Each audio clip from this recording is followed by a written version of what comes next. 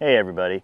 With the preliminary work done, we can now start actually constructing the part of the bed that is going to hold the soil.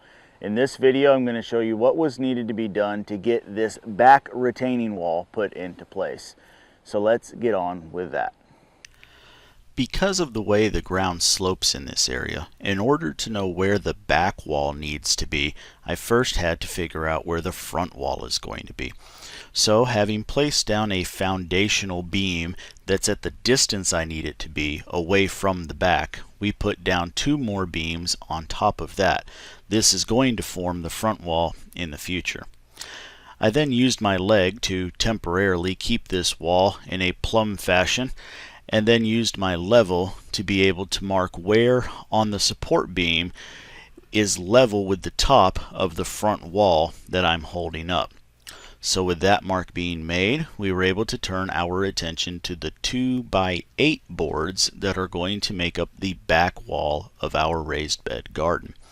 To do this, we just held the board up to the mark that we just located, and using a level on the top of the board, secured that board to the posts. We then replicated that on the next area going down the other side of the deck, with the exception that because this board had to get put slightly into the ground, we raised the board up as if there was going to be another level, and used the bottom of the board as a flat edge to be able to mark where it needed to be.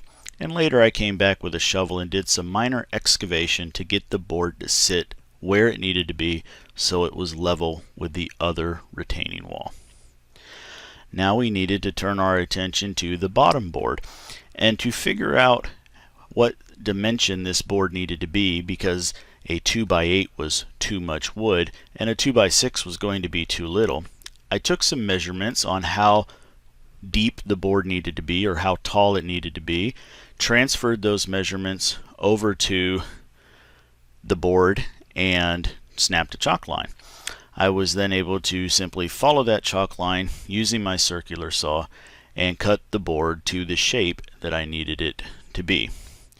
So now you can see that with that simple cut being made, the board fits snugly up under the first board.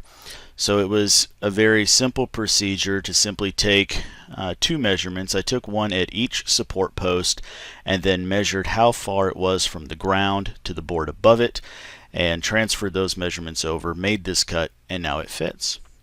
I then did the same thing on this other post, with the exception that because it's a smaller area and such a quick incline, I decided I was okay with a bit more of a gap, and I only took one measurement: how far it was until it was going to hit the ground, and how tall it needed to be at the very beginning. I then did the same thing, transferring that to a board, making a chalk line and cutting it, and placed that board into position. That small amount of gap is not going to cause me any concern at all, and here is how the back wall ended up turning out.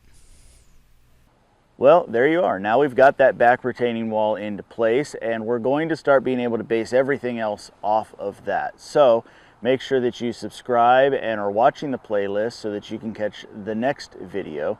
Thank you so much for watching. We'll see you next time.